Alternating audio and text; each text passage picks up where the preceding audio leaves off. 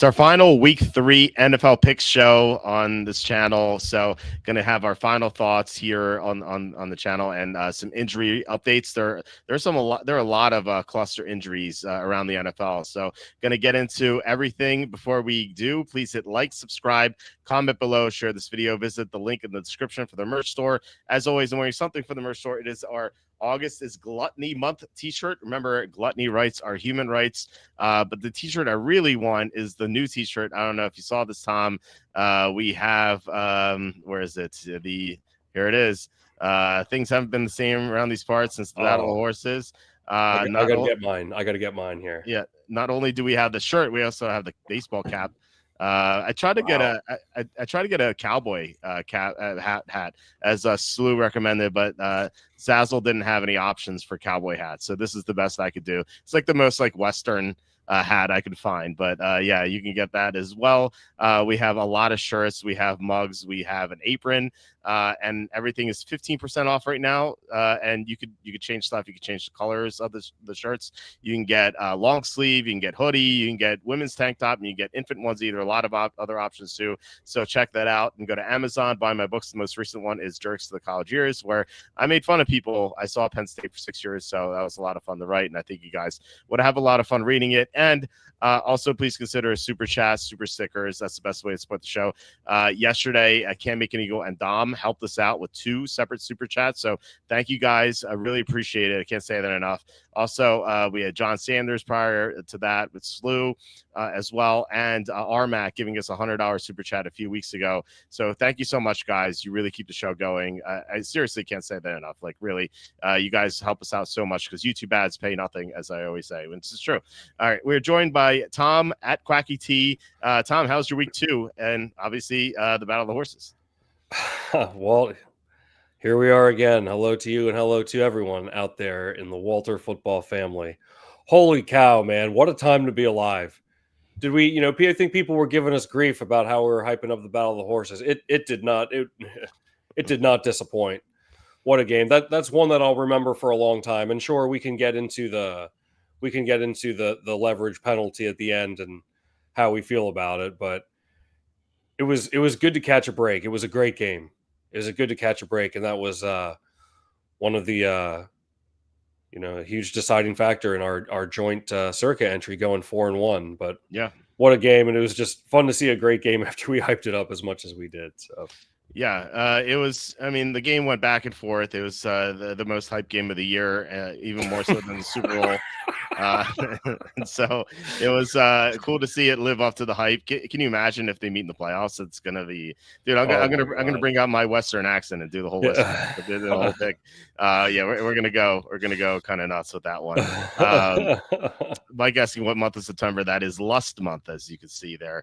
Not every month has a sin month. There's only 7 deadly sins, so it can't do all 12. But September is Lust month because kids go back to school. And I think September is Biden's birthday, which is why he's on the shirt there. But anyway, I mean, it's kind of disappointed the Broncos lost. Well, yeah, I mean, Tom and I had the Colts on our card, so for the Super Contest, well, not the Super Contest, the Circa Millions, which allowed us to go to 7-3. So that's nice. Every entry I have is 6-4 or better, but we're 7-3 on our card, and I'm looking forward to what we have. We're gonna have cooked up for week 3. So I do like this slate. How do you feel about the week 3 slate in general? Yeah, there's not a whole lot of games that stick out to me, but I do have some strong feelings on a few, and I mean, we can get right into it here. So, right. I want to talk about. So, as all of you know, as I've mentioned several times, I'm a lifelong fan of the Green Bay Packers. So I'm looking at this Packers and Browns game. What are we on the circuit card? That's 7.5. Okay, looking at this game, so this is Green Bay's first road game of the year. And like, okay, sure, like maybe they've had extra time to prepare because they played Thursday night last week, but they're playing prime time Sunday night in Dallas. This is like a storied rivalry at this point between these two teams. And in addition to that, both of these teams have had this game circled on their calendar, especially since Green Bay acquired Micah Parsons.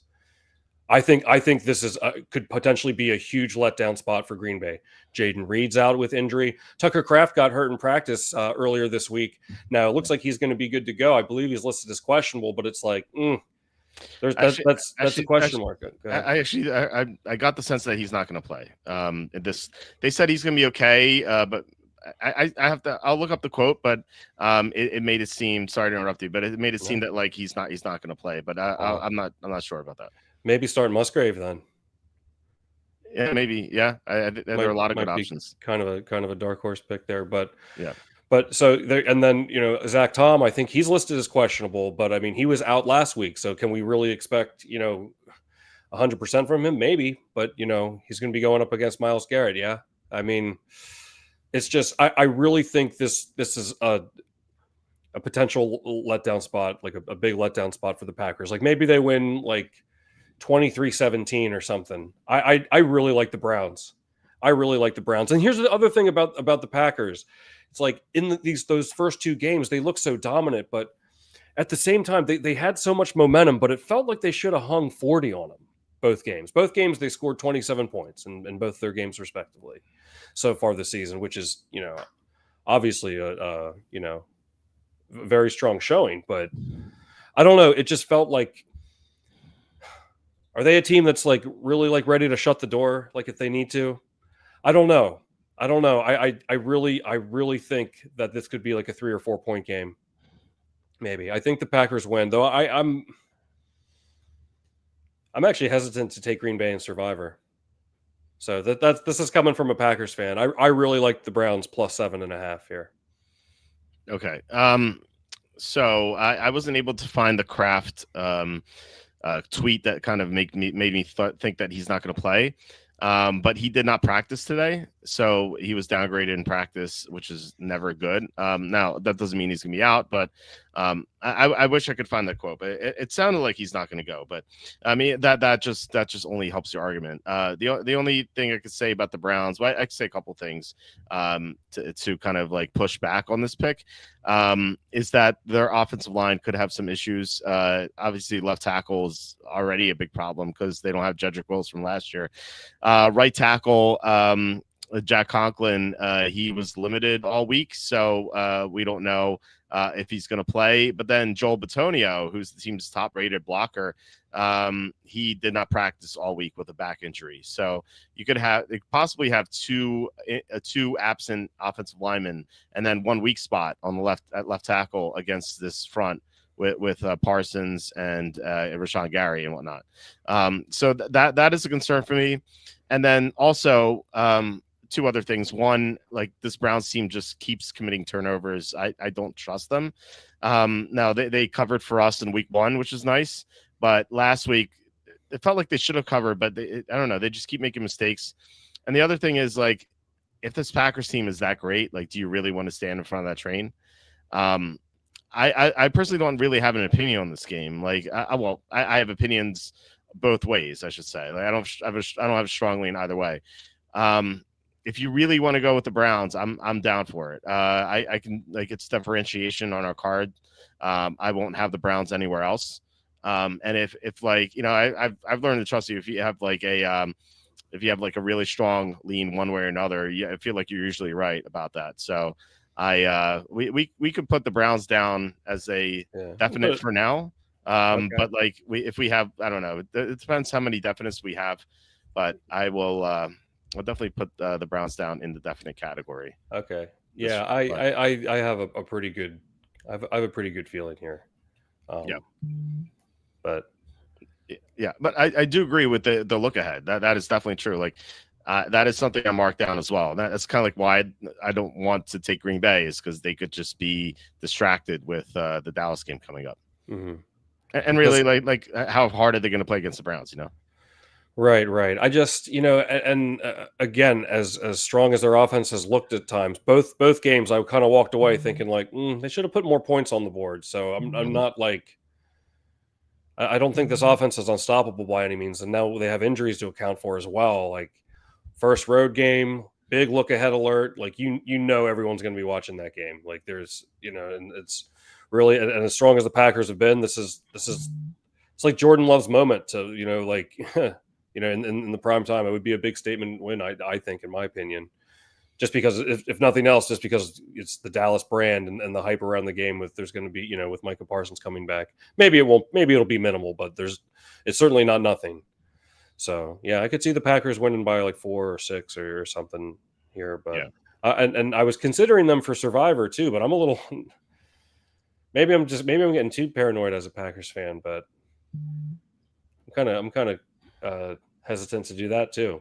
I took the Bills last night in one of my 3 Survivor pools, so I'm kind of undecided on a few others. So, wanted your opinion on that too. Yeah, we can get to that. Let me read Patrick's comment here. Night fellas, back to report. Beat Resident Evil 3 tonight. Much better than Resident Evil 2. Okay. Nemesis is an awesome villain. That he is. It's very stressful whenever you hear that music and he knows around the corner.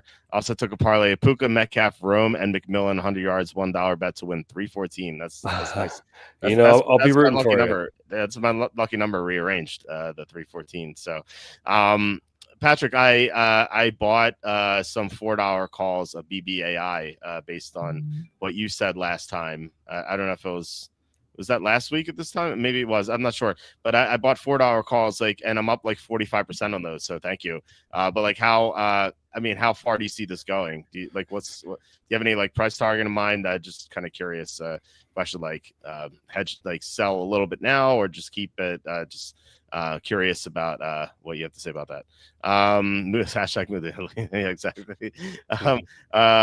So with Survivor, I am on Atlanta personally. Let's get to this game. That is my nominee for. Okay. I have 3 5-unit picks. This is one of them, and it's the first one on the card. So we go from home dog to road favorite here. Carolina stinks. I don't think I'm breaking any news by saying that. They got blown out at Jacksonville in week 1, and we saw Jacksonville lose to Jake Browning in week 2. So last week, I personally had we didn't have this in our card. I had Arizona minus 6.5 on my card personally, and that was a loser. Otherwise, I would be 7-3 right now. But it lost because Arizona just fell asleep at the wheel. They were up 27-3 when they stopped trying, and then it was 27-22. The Panthers covered that last drive where they scored a touchdown. They had a 4th and 16. And they converted with a 26-yard pass to someone named Bryson Tremaine. I'd never heard of this person. I was so angry when that happened. Like, who the F is Bryson Tremaine? I was like yelling at the TV. My kids probably like, why is Daddy yelling? It was so painful. But the Panthers should have been blown out twice. And they were getting blown out twice in that second game. But like I said, Arizona fell asleep at the wheel. This Atlanta team is better than, in my opinion, than the 2 opponents Carolina's faced right now. Definitely better than Jacksonville. You can maybe argue Arizona. I'm not a big Arizona fan. It's a team that just can't beat good teams, and they only beat bad teams. Whereas Atlanta, they went into Minnesota last week and were very impressive. Their pass rush has gotten a lot better, and I think their pass rush is going to be key here. The Panthers are not going to be without. The Panthers are going to be without 2 starting offensive linemen. Their center and right guard are on IR. They're both good players. At least Robert Hunt's a really good player, and then their left tackle is banged up. He may not play either. So Atlanta just seems like the much better team. They're the healthier team. And, this is a divisional game, so I think they'll be up for it. So I love Atlanta here. I think they win pretty easily. What are your thoughts? Yeah, I feel like it's always the same story here with the Panthers where, it's people kind of look at some of the improvements that Bryce Young made at the end of last season. And it's, as we've said so many times, it's like, well, maybe they'll bounce back to what? That's the only argument I could even try to muster up for the Panthers here, but I mean, they've shown, they've shown no signs of life outside of some garbage time. I was nervous first of all because I took Arizona -7 in one of my bookie super contest cards, but I also had them in Survivor. I was sweating them out. I don't know what happened. That's twice now that Arizona's done that too, but Yeah, and I'm a huge fan of Michael Penix and the Falcons. I really like the Falcons here too, so I definitely want to put them on if you're in the definite pile. Then yeah, we can put them in the definite pile. Okay, cool. That's glad we're on board there. Yeah. Patrick says I'm long BBAI. Goldman added six million, and Lisa McLean and the government added. My dad recommended BBAI. He turned 4,000 invested in Nvidia into 90K. Wow. Well, PLT at $19. That's pounds here, right? And then has KTOS up 40% also. All right, so maybe I'll add. That's the old adage that buy low, sell high. It's really buy high, sell higher sometimes. So maybe I'll even though I'm up 45%, maybe I'll maybe look for a dip or something and buy another call, or maybe I'll just buy a couple of calls on Monday. I sold a bunch of stuff today, so I have some money freed up. So being up 45% is pretty cool, but it sounds like it's going to go higher. So thanks, Patrick. People are talking about Resident Evil 2 versus Resident Evil 3. Resident Evil 2, the original, is awesome. Resident Evil 3, the original, I thought was good, but not nearly as good as 1 and 2. But the Resident Evil 2 remake kind of sucks, I think. And then the Resident Evil 3, it sounds like Patrick says is good. So it's kind of weird that the original 2 is better than 3, but the new 3 is better than 2. I don't understand why that is. So and then Brandon says the Falcons take the division this year. I hope so. I bet them to win it at like plus 480. So any teasers that you like?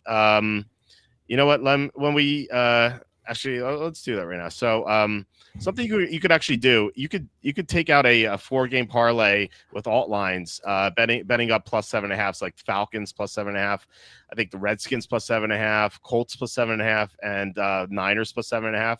And it's minus 115 vig. And I know it's 4 teams, but you're getting like 10 points on those, and sometimes on some occasions more than 10. So that was something I was looking at.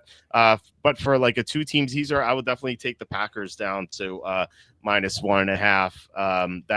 That's definitely one of the sides I'd be looking at. And then the other one, I think I would. Let's see here. I probably take like the Patriots up to plus 7.5. I don't see the Steelers going into New England and blowing them out. Could be wrong. I don't know. It's not like, doesn't seem like a strong teaser week. I think Packers are the easy one, but you could also do what I said. You could take 4 plus 7.5s at minus 115. They get FanDuel. And that was something I was considering too. So plus 7.5 is the key number. You get all the key numbers. I definitely think BBAI will dip on earnings because the revenue is great compared to market cap. It's like 158 million revenue 2024 and 2.4 billion market cap right now, but has good future. And when our BBAI earnings date is November 4th. So I mean, it's like 2 months from now. A lot going to happen in 2 months. So it could be up to like $20, and then it dips to like 15 on earnings or something, which I'll still take. Okay, Tom, what is your next game here? All right, so this one, it's interesting. I didn't really think much of this game at first, but upon a little further inspection here, I think I like the Texans a good bit here. This seems like a good spot for them. So, like, I know their offense has really not been good at all, but I mean, their defense has been solid outside of that game-winning drive that they gave up to the Bucs. I mean, they didn't score a touchdown against the Rams and still almost won the game on the road. I mean, the defense outside of that last drive has been pretty good. The Jags have proved to me that they are at least slightly incompetent after the coaching. That I don't understand why they did what they did on that 4th down at the end of the 4th. But hey, that was So yeah, I'm not really trusting Jacksonville too much because of that. Also, Lawrence hasn't looked great, and the Texans always beat the Jaguars. They always do. I think they're 31-15 all time. I think I saw, and Trevor Lawrence is 2-6 against the Texans. I'm surprised that on the circuit card the Texans are plus 1.5. I actually thought they'd be favored. I really like the Texans here. I think this is a really good spot for them. I was surprised. I thought they would be minus 1.5. So, Texans aren't the Panthers. This won't be an easy for the Jaguars. Lawrence both scared to throw and scared to run. That was like the not going for a field goal didn't make any sense to me. I'm usually one to be aggressive, but It was 4th and 5. It's not like it was 4th and 1, 4th and 2. Fine, go for it. 4th and 5. It's not easy. And you have the rookie quarterback, not rookie, the backup quarterback on the other side. So if you kick a field goal, you're making him get a touchdown. I know he scored the touchdown, but well, first of all, you can't justify something just based on the results. Like that's kind of silly. And also, by kicking a field goal and them getting the touchdown, you win on a field goal in the next drive as opposed to needing a touchdown. So that is different as well. But it's like 2 plays before that decision to not kick the field goal.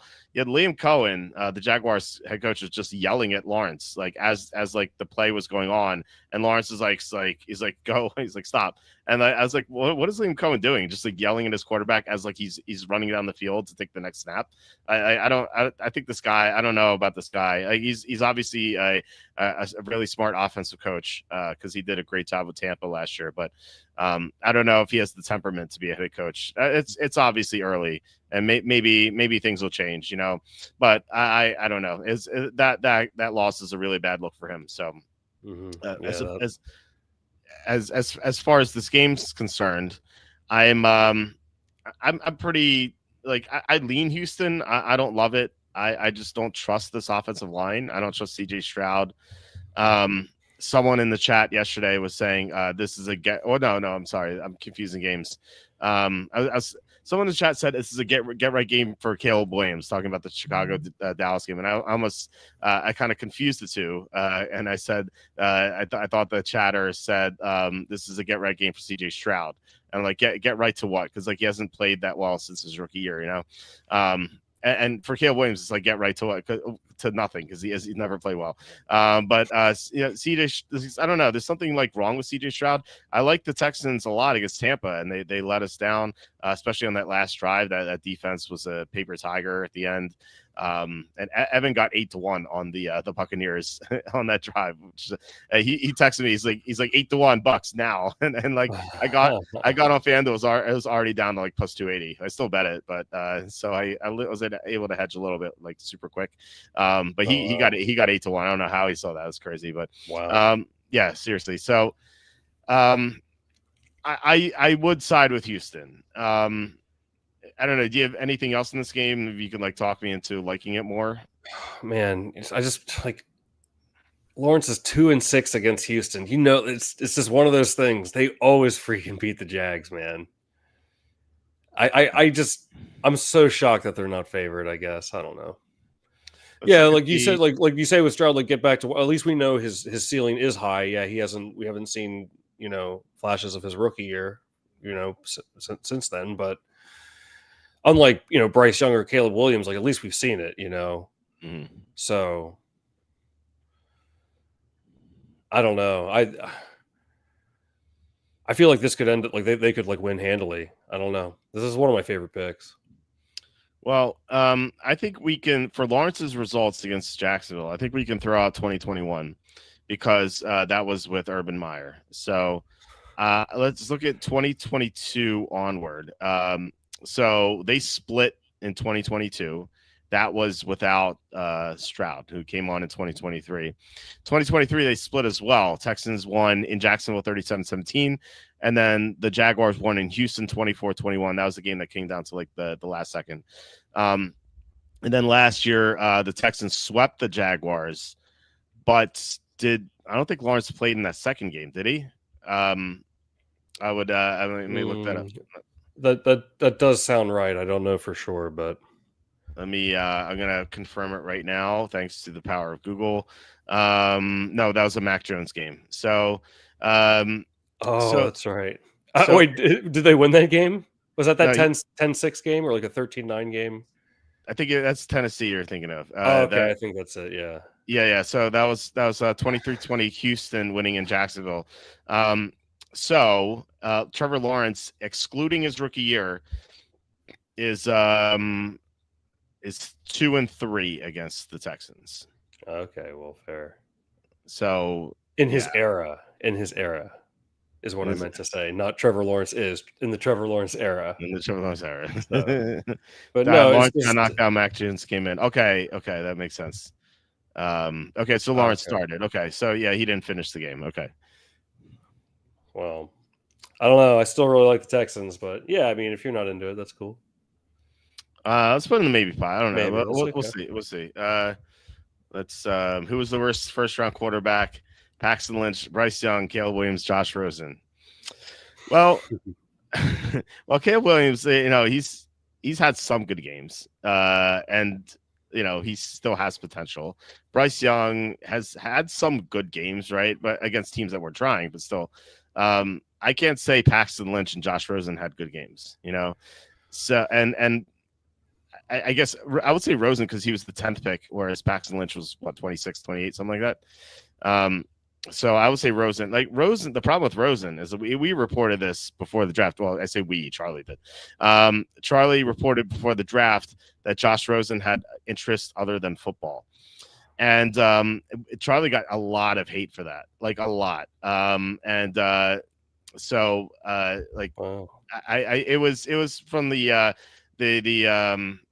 like kind of like the leftist scumbag coalition NFL draft community on Twitter. It's kind of like I don't know if I can like name any names specifically off the top of my head, but it's like the draft network guys, like the rich kids who just happen to cover a draft and they're able to do so because their parents pay for it. It's like those sort of people, which I despise those sort of people. So I like they're sticking up for Josh Rosen, who was their guy because Josh Rosen once wore a hat that said F Trump. So they fell in love with Josh Rosen. They really wanted him to be good. And Charlie reported he had other interests. And I think Josh Rosen is now in business school, if I'm not mistaken. So he definitely had other interests, and he was never going to be good in the locker room. He just turned a lot of people off for reasons I don't want to say. You could probably guess what those reasons are, but they were things that football players don't like. So that's all I'll say about Josh Rosen. What year was he drafted? 2018 with it was the same draft as Josh Allen, Sam Darnold, Lamar Jackson, Baker Mayfield. That was 2018. For some reason, I remember that being a lot longer ago than that. Yeah, I don't know why I think that. Yeah, well, I mean, 7 years ago. It's quite a long time already. So I guess that's true. Yeah, if I recall, Rosen was into finance and tennis. Yeah, he was into some other things too. All right, what you got there? I can't say things without getting sued here. Bryce Young is worse because they give up so much to get him. That's true. That's true. But he like as a player, he's definitely been better than Rosen and Lynch. Okay, so we're up with my game next. Like I said, I have 3 5-unit picks. So let's get to the next one on the card, which I will scroll down. Hold on. Let's go back to Falcons. I'll scroll down until I find it. Here it is. Vikings -3. Is that what it is in the contest? Let me make sure.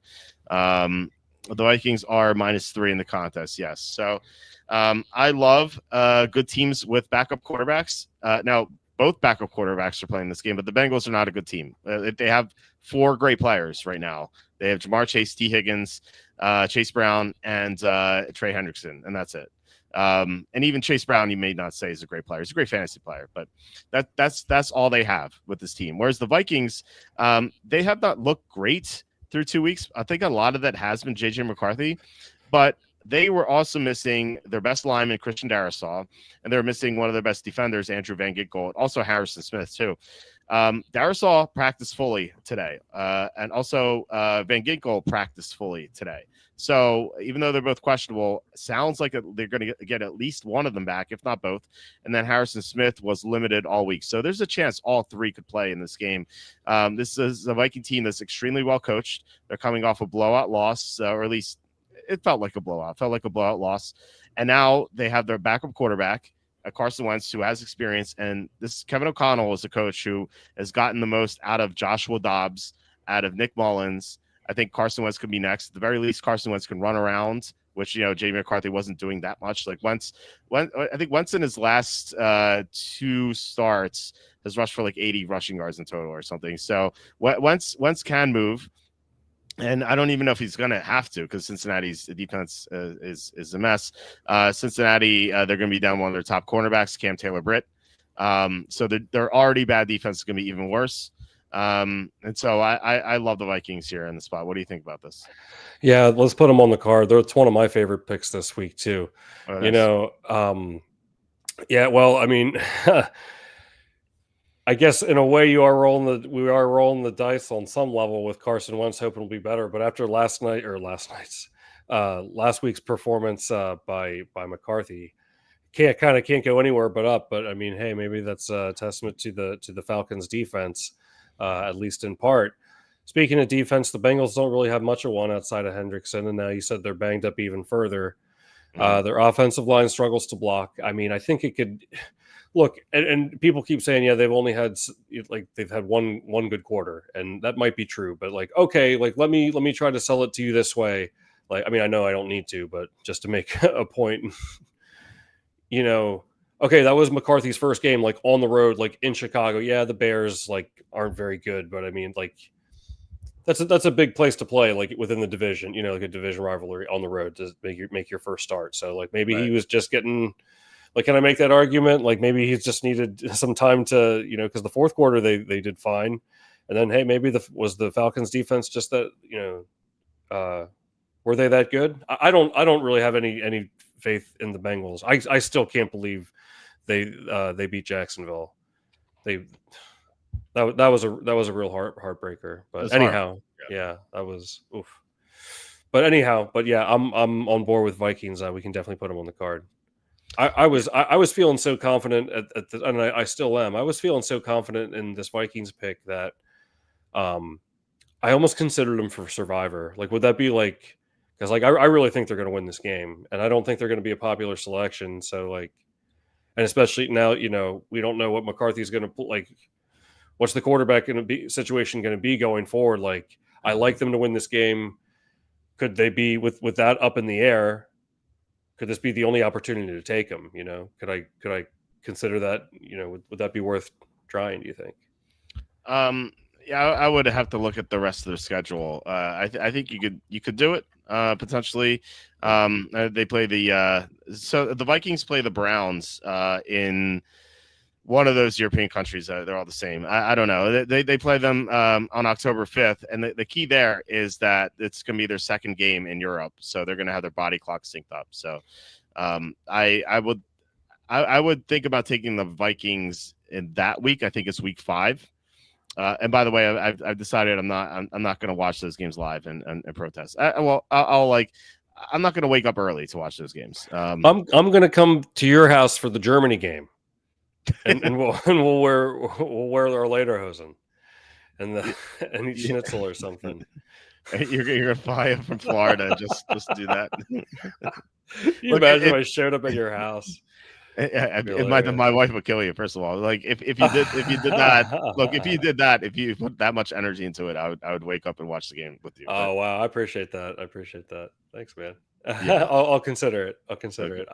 I actually hope you don't do it. As much as I want to hang out with you, I just don't want to wake up early. So, what about the England game? We could have I don't eat seafood, but we could have fish and chips. Hey, let me tell you this quick story about fish and chips. I worked with this guy, long story short, and we used to work some conventions, and one time this guy is, I don't know, he's an odd duck. We went out to dinner and he ordered fish and chips from the restaurant that we went to. And months later, he's like, oh, I should have ordered something different at that restaurant. I think you talked about that story. Oh, did I? I was telling you, or did I say it on the show? You may have told me personally. You may not have said it on the show. Yeah, it's like buyer's remorse, but diner's remorse. Right. That's not just me, right? That's weird that someone would do that, right? The only way it could justifies that if it's a restaurant that is renowned for its good food, and afterward he's like, oh, I went to the restaurant, I ordered this and it wasn't that good, and people are like, oh, you should have tried this and this and this, like that. Those are the dishes you want there, like that. I could see that. Other than that, I can't really get into that. I'm someone who orders the same thing at a restaurant, and that makes me boring. I order 3 things. I order chicken parm, or I order like a cheeseburger or a steak, and like that's like those are the three things. I don't order anything else.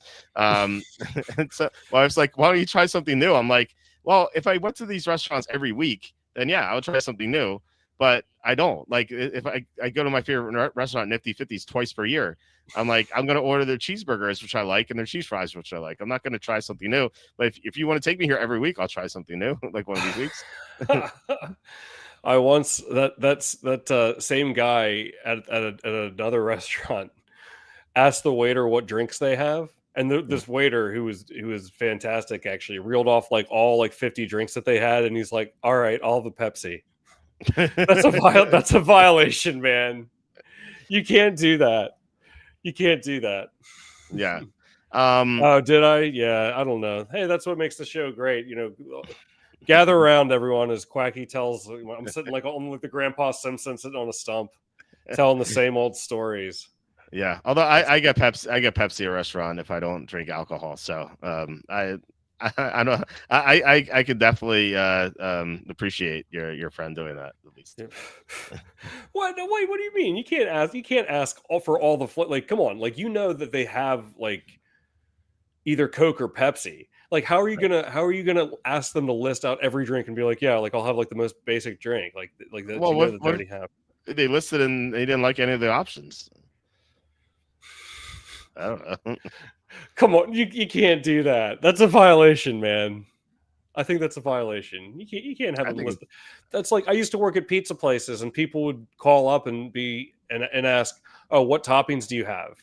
And I'd list off like 20 different toppings that we had, and they go, "Okay, I'll have pepperoni." It's like, why are you playing this game with me? Yeah. Well, you think what topping do you think that? What topping do you want that you think like a pizza place might not have? Like what could it really be? I don't know. I mean, I've seen some cool toppings like macaroni and cheese or buffalo chicken. I've seen some cool stuff. Yeah, but I mean, by the way, my wife started getting jalapeno and pepperoni on pizza, which is really good. Oh yeah. Is Henderson for Pats a bench this week? I think he's a bench until they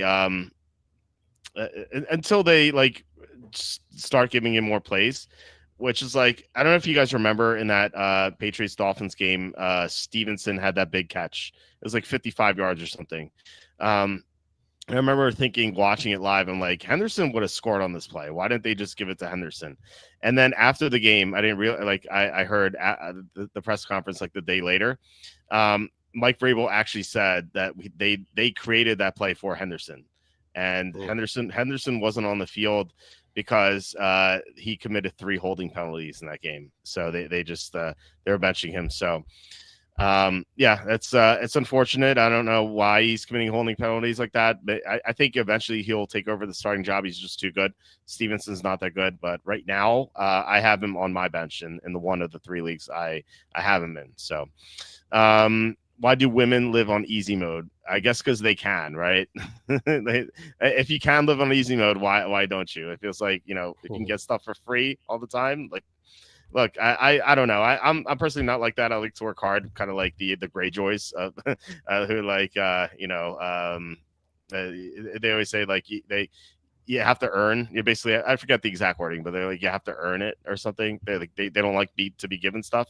I feel like the same way, but some people will take free handouts, I should say, not or hangouts too. Yeah, and if you go to dinner with you, I mean, Walt cheaped out on us. Isn't that what they said to you? Walt cheaped out on us when you didn't order any food. Yeah, no, seriously, I was so angry at these people. I had mono and I was not eating. I didn't want to eat.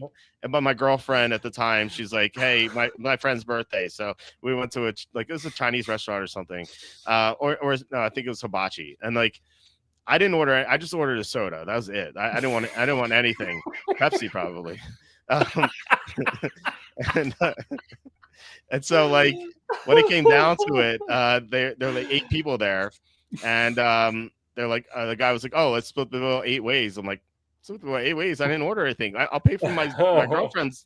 I paid for my girlfriend's dinner. I paid for my soda. I'm like, I'm not paying for 8 ways. Like, I didn't order food. Like, what do you mean 8 ways? Like, F off, man. Yeah. And then they're like, Walt cheaped out on us. Like this guy. I was like, dude, I didn't order food. Why are you splitting 8 ways here? That's a violation. I think an officer of the law should like issue a ticket for like $100 to someone who commits that violation. Yeah, and I consider that guy a friend too. Not like a close friend. I consider him a friend. Oh, like, well, after that, that's the last time I ever hung out with that guy. I was. So really? Yeah.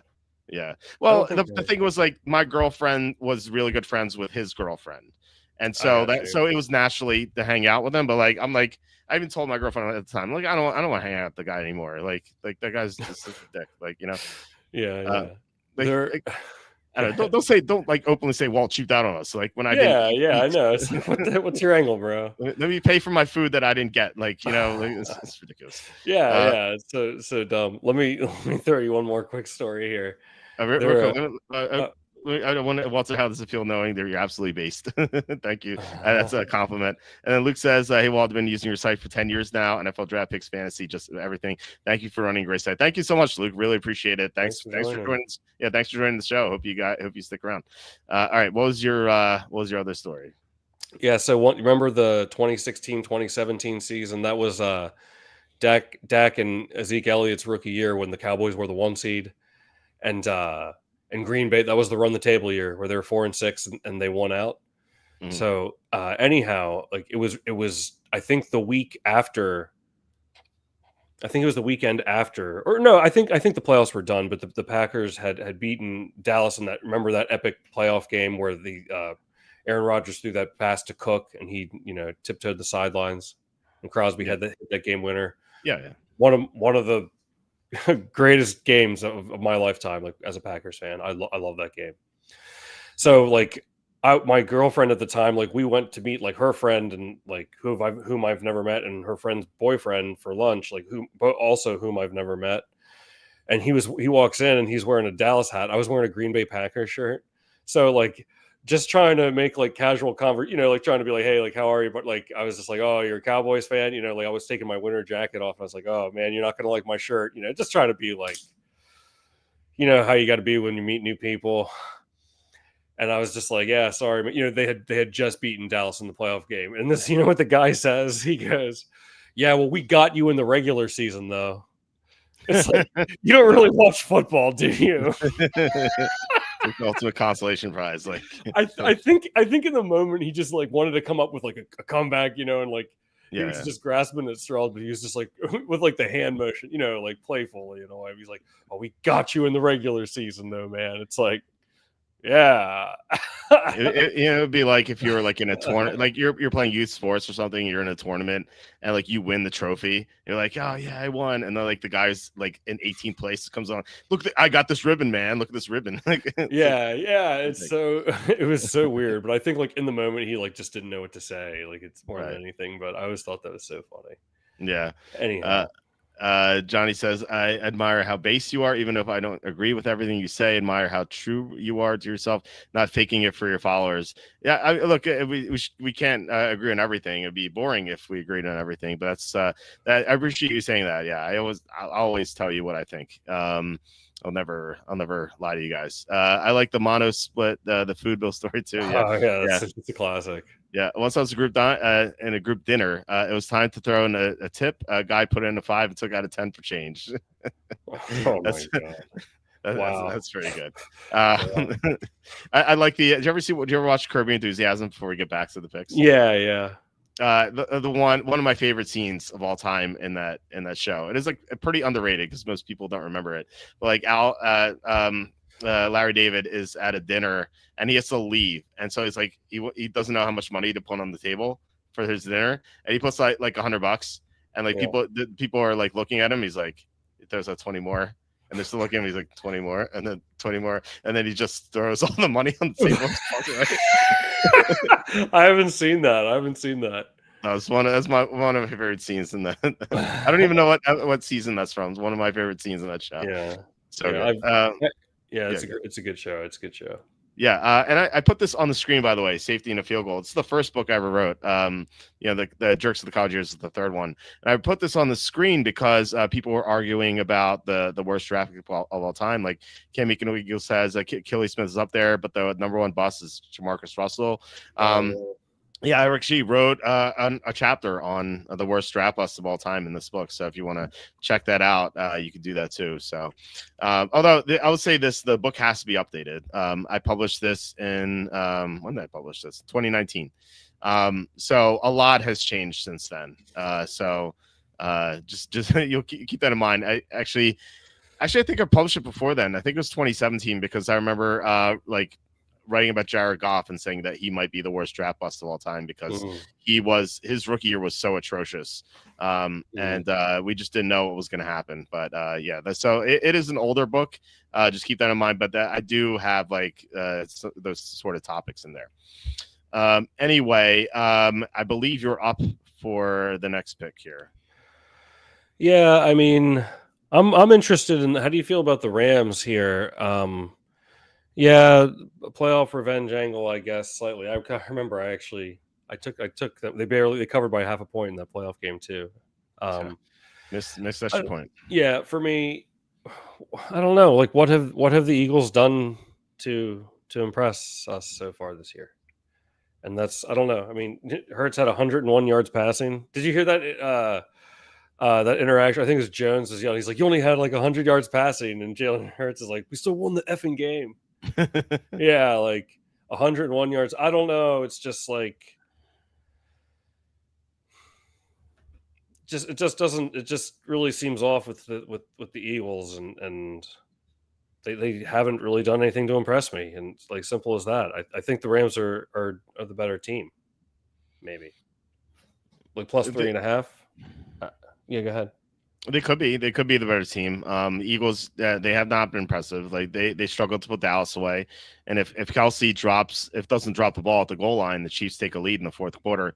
The Eagles may still win that game, but still, like they haven't shown much lately. And given that they just are coming off that big win against Kansas City, this could be a letdown, especially with the playoff revenge for the Rams. So that's something. Also, I didn't talk about this on the site, but apparently there's a lot of complaints about the Eagles tush push and that they're starting too early. And so I saw that Schefter actually tweeted that the NFL is going to call that a lot tighter. So if they see early movement, they're going to penalize the Eagles. So that's something to look forward to as well. I don't know if it's actually going to pay off, but it might. I like the Rams here. The Eagles don't look quite right. And, why would they early in the season? Like, they're not trying to win September games. The goal is to win the Super Bowl again. And yeah, that's what they just did. Last September, they were 2-2, losing to, the Falcons and the Bucks, and they almost lost to the Saints, and they almost lost to the Browns in week 6. This is a team that just didn't get going till week 7. So I don't see them playing their best here necessarily. Now, they can still cover, but I do like the Rams. I'm going to bet the Rams. So if you want to put them in the card, I'm definitely down for it.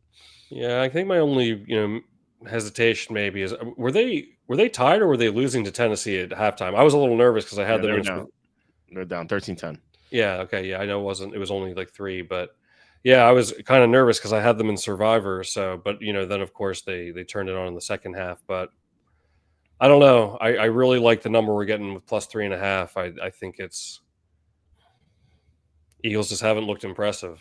It's probably isn't that unpopular of an opinion, but before the season started, I mean, I said I think the Chiefs are not. I said maybe they'll lose in the first round of the playoffs this year. So like I don't really look at that. Their win against the Chiefs is like anything special. So I don't know. Maybe most people share that sentiment, but. So yeah, they haven't impressed me at all. So I like the Rams here, and we can put them in maybe for now if you put them down for maybe. Evan brought up yesterday that they could be like the new Chiefs where they win but don't cover like these games, and they could easily win by 3. I think the two most likely results of this game are Eagles by 3 and Rams by 3. So we get both with the plus 3.5. So that's nice. Yeah. And also for anyone wondering, like, hey, early start time for the Rams on the East Coast, Sean McVay is 10-5 against the spread in these games. So he knows how to handle them. In fact, it's actually like been very profitable to bet these West Coast teams on the East Coast. Like I think they cover like 65% of the time or something. I have to look up the exact number, but that is definitely something to watch out for. Also, Brandon pointing out the Eagles missing Mekhi Becton up the middle. Yeah, their offensive line doesn't look as dominant as it was last year. Like it still is good, but it's not. Last year they had the best offensive line. This year, it's good, but it's not great. And I also think Lane Johnson has taken a step back a little bit. He's still playing well. He's not struggling, but he's not like the dominant right tackle we've seen too. Tyler Steen, who's starting at guard, he is he's not performing all that well. Lander Dickinson is struggling with injury. So yeah, this Eagles team is just not up to its peak capacity. And I think like second half of the year, if AJ Brown gets healthy and Dickerson gets healthy, and they add someone on the trade deadline, we know they're trying to trade for them. They tried to trade for Parsons, So if they try to trade for someone and they do, I think second half of the year they could be the better team, much better team than they are now, and they could start covering these spreads. But right now, I don't think we should back them as favorites more than 3. I'm right with you. We can, let's keep it in maybe for now. Okay. All right. So, the Rams might make my card personally. And they made the card with Evan too. So okay, that is, I'm definitely high on them. Let's get to the third big pick I have here, and it is the 49ers against the Cardinals. It's kind of like the same sort of setup as last week, where again, the good team with the backup quarterback, Mac Jones, looked pretty good. I think you'd have to say that, and a lot of people were making fun of Mac Jones heading into last week's game. There was that meme I talked about with Peter Griffin where he's like throwing up, and it says like Mac Jones versus Spencer Rattler. And I'm thinking like, well, Mac Jones was a first round pick. He had a good rookie year. And otherwise, like he's played with like no talent outside of Brian Thomas Jr. last year. And he's had, ever since Belichick, he's had no coaching. Like last year, he had Doug Peterson, for example. Like he was going to be coached up offensively by Kyle Shanahan. He's going to have McCaffrey at his disposal.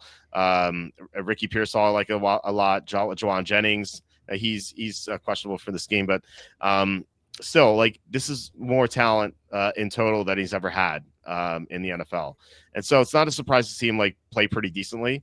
And Arizona is a team that really, I think, very easy to handicap. Arizona beats up on bad teams. I think they are now like 9-2 straight up against bad teams, dating back to week 1 last year. But they're 2-8 against good teams. The only 2 teams they beat that were good, quote unquote good, were San Francisco last year when the Niners didn't have McCaffrey. I would still say they were good, but they didn't have McCaffrey. And then Miami when Tua was coming off concussion. And that Miami team may not have been good. I just kind of, for safety, I put them as good. But my Arizona won in Miami. I actually had Arizona for big play in that game. So I like the Niners a lot here. Anything under 3 or even 3, I like them at 3. Not at 3.5 so much, but at 3, I think they're perfectly fine. And one last thing, Arizona has a lot of injuries in their secondary. So this is something that we just found out a couple hours ago. But let me pull this up. Arizona right now, their Will Johnson, who's been a star for them. Like he was supposed to be a top 10 pick. Remember him? He was the Michigan corner. He was supposed to be a top 10 pick, and he fell to the second round because of his knee. He's been great for them, but he's out. Garrett Williams, also a decent corner. He was placed on IR. Sean Murphy Bunting's already on IR. And then Max Melton, who's been starting for Sean Murphy Bunting, he's questionable after being limited all week. If he's out, like Arizona's only going to have 3 healthy corners. And so they might have to move one of their safeties to play corner. Like that's how dire the situation is for them. So everything's pointing to the Niners here. I love the Niners. What do you think about this game?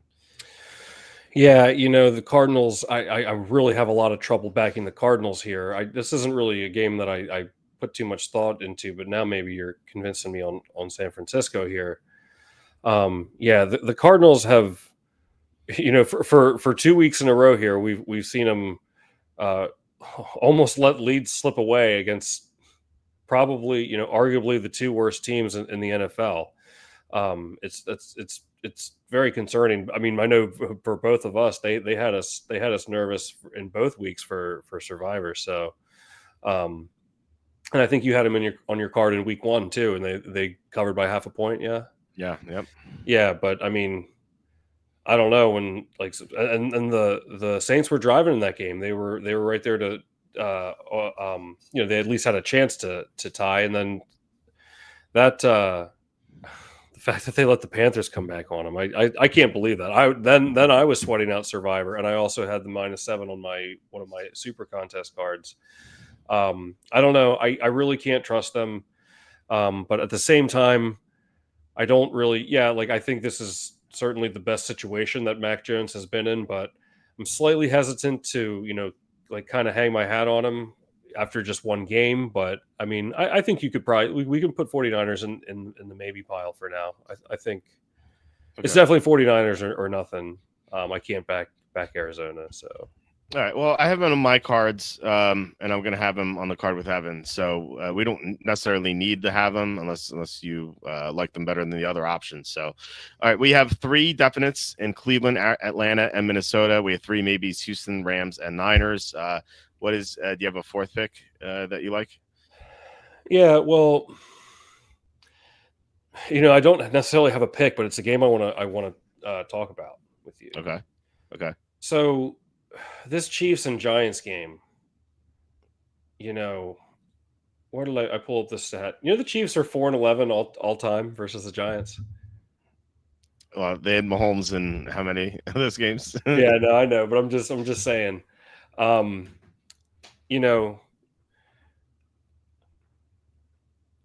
is the sentiment the Chiefs are gonna bounce back? How could they lose to the Giants? But I don't know. Yes, I know they're dealing with injuries and suspensions, but this Chiefs team just looks uninspired to me. Just uninspired, and it's kind of how could they lose 3 in a row, and how could that third consecutive loss be to the Giants? Well, I don't know, but at the same time, I'm really hesitant to back the Giants because it's I can say the Chiefs haven't shown me anything at all this year, but then I'm going to feel really stupid when I'm holding, my ticket for the Giants +6 if it's 38-6, and I'll be sitting here saying, arguably the greatest coach and quarterback all time. How could I take the Giants in this spot? So, I'm considering that aspect of it too. Yeah. I didn't voice this one last week because I kind of thought about it late, but I liked the Giants last week, which would have been. Obviously, they did cover, but I don't know. I could kind of see this going either way because I was considering Chiefs for Survivor too, but I'm hesitant to do that now. I don't know. I mean, Russell Wilson. I mean, it looks like he's certainly developed a connection with neighbors there, and I gotta think that I don't know. It's tough. I'm gonna feel awfully stupid, man, if we take the Giants and it's 35-3 or something. Yeah. Which I don't know. It could be. We saw what Washington did to the Giants in week 1. Yeah. And I feel exactly. Week 1, and then remember what was it last year? Did they play?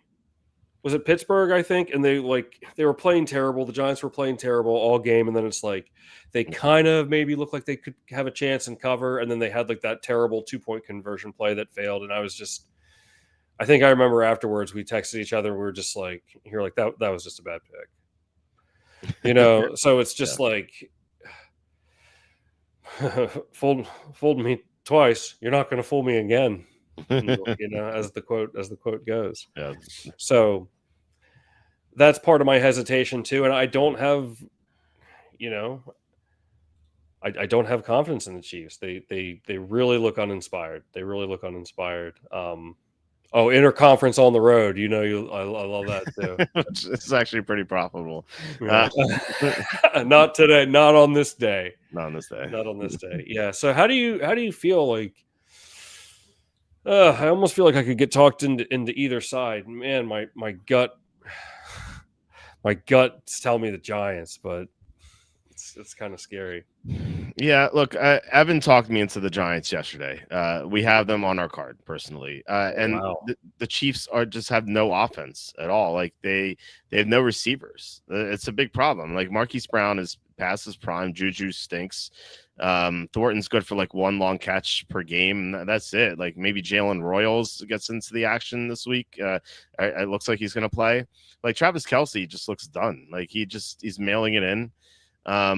And they can't block. And like not being able to block against a front comprised of Brian Burns and Kayvon Thibodeau and Abdul Carter and Dexter Lawrence, like, that's a problem. Like, so I don't see the Chiefs doing much offensively. Like except for like Mahomes runs, like he's probably going to run for like 60 yards again. And the Chiefs defense doesn't look all that great either. They're not bad, but they don't look that great. They couldn't stop the pass in week 1. Now, maybe Justin Herbert's that awesome. He's going to maybe win MVP, but still, like the Giants were able to throw pretty well. And it looked like maybe week 1's just a hiccup because, new quarterback and whatnot. Maybe they didn't get everything installed yet. And they were just able to bounce back and look better. Russell Wilson, I assume, was going to have some of those moon balls to Neighbors and maybe Wan'Dale Robinson. But if I had to pick a side here, it'd definitely be the Giants. I would would like to hear that Andrew Thomas is playing. Now, we don't know his status yet, but I think we had a little bit of clarity, which was that, it's not that much clarity. He was limited every day this week. So on one hand, he didn't have a full practice, but then on the other hand, he didn't miss any practice. So I guess it's probably like 50-50 or 55-45 that he's going to play. So if we get news early on Saturday that Thomas is going to start, and then I will feel even better about the Giants. And I still would side with him. Like I said, I still put them on the card with Evan. Like I didn't say veto. I didn't veto it or anything. So if you really want the Giants on the card, I'm for it. I might bet them Sunday night if Thomas is playing. If Thomas is out, I'll probably just stay away. I'm just, my hesitation is, what if we see an effort like we did against the Washington Hockey Club with the Giants, Yeah. And it's, but then at the same time, I think, well, if the Chiefs end up covering, I would say, oh, of course the Chiefs covered because all they had to do was, wake up the monster, Right. I don't know. Like, it's just, but geez, I feel like I just feel like the Giants always seem to burn us, and it's like and it seems like this is one of those spots where like taking them and yeah, like maybe they do keep it closer. Hell, maybe they win outright. That wouldn't shock me. It certainly would not. But I'm pretty torn. I don't know. Maybe we can come back to it. Yeah, I could put in the maybe pile. I don't. Doesn't sound like you're too enthusiastic about it. Maybe just a little bit, but. I will put that in the maybe pile right now. Don't forget Mahomes toddler runs. That's what Kenny called it. So yeah, he will have a lot of those toddler runs. Trade Hubbard for McMillan. And look, if you need a receiver, then yes, I think I would rate them pretty evenly right now. So it's a fair trade. So if you just need a receiver, then you do it. Okay, it is my turn to recommend something. We go to a 3-unit pick. Colts -4.5. Actually, I think it's 4 in the contest. If I'm not mistaken, it's 4 in the contest. So the Tennessee is just not a good team. They're one of the worst teams in the NFL, and I think that if you just fade all the bad teams in the NFL, the worst teams in the NFL, like the worst 5 or so, worst 4 or 5, then you could do pretty well. And something I've kept track of, and you hit like 65% of the time. And the Colts are coming on here. Like they are pretty impressive so far through 2 weeks. They demolished the Dolphins with that like legendary historic performance where they didn't punt. And then their defense was awesome too. And then week 2, they won, of course, the Battle of the Horses. And, while that was a really impressive win. And now it's clearly a downgrade here to Tennessee. Like Tennessee is a Group F team, whereas Denver is either Group B or Group C. And so we know the Colts can win these games. Like they like I said, they crushed the Dolphins obviously in week 1. And I think they have a big advantage in the trenches here. Tennessee is going to have 2 missing offensive linemen. JC Latham, who missed last week, he's going to be out too. I just want to make sure I get this correct. I believe Kevin Zeitler is going to be out too. Well, he's questionable. He missed practice on Friday, and also Wednesday, so it's not looking good for Zeitler. So Tennessee could be without 2 starting offensive linemen against a Colts team that's really getting after the quarterback. And by the way, Latu is going to be back this week. He didn't play against Denver, so the pass rush is going to be even better. And then Tavondre Sweat on the other side, he's going to be out. Which is their big run stuffer. So not having the run stuffer against Jonathan Taylor, not having 2 linemen against Latu and Buckner and Grover Stewart. Like I feel like Indianapolis is just going to dominate in the trenches in this game. My only hesitation is that, they're coming off that last second emotional win against Denver, but I just think they're a lot better than Tennessee. And I don't think that the sportsbooks have made enough of an adjustment to them. It kind of feels like Washington last year, where the sportsbooks didn't grade out the Redskins correctly for a long time. And they just kept them making, remember that, like, they won, they beat the Bengals or something, and then they had another win, and they were only like -3 against Cleveland at home for some reason. And then we were like, what is this suspicious line? But like Washington just clobbered Cleveland. Like that was the case all year. And I feel like the sportsbooks haven't made that adjustment to the Colts yet. Because, honestly, I don't think the public really thinks the Colts are that great. And they could be. They could be a really good team. They could be this year's upstart Washington-esque team. So, I like the Colts. They might make my card. What do you think? What are your thoughts on this one? Yeah, I like them too. Where do you see the money going? The side I usually use is looking like kind of 50-50.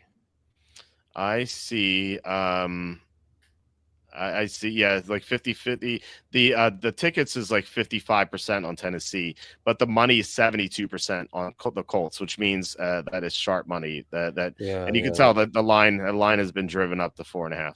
Yeah, that's what I'm seeing too. I really like the Colts, but I mean, at least, as the Titans certainly haven't looked good, but it's kind of funny. For the first 6 quarters of play so far this season, they've really hung around. Yeah. So I don't know. I mean, with the Colts coming off such an emotional win, like on the road, like, I don't know. I do think, their defense really came up big for them too in that Denver game when they needed them. So I really think this Colts team is good, but my only hesitation is it seems a little bit too easy. I mean, I think, like, my gut instinct, I think they could win by double digits. So that's the only thing that kind of scares me. But I don't have any faith in the Titans at this point. So okay. Yeah, we'll put it on the maybe. Okay, I will do that. So we now have 5 maybes. What's your next game, if you have one? All right, so let's see here. Saints and Seahawks. What do you think, man? I don't know. I'm actually kind of torn on this. I'm a big fan of Spencer the Silver Snake Rattler.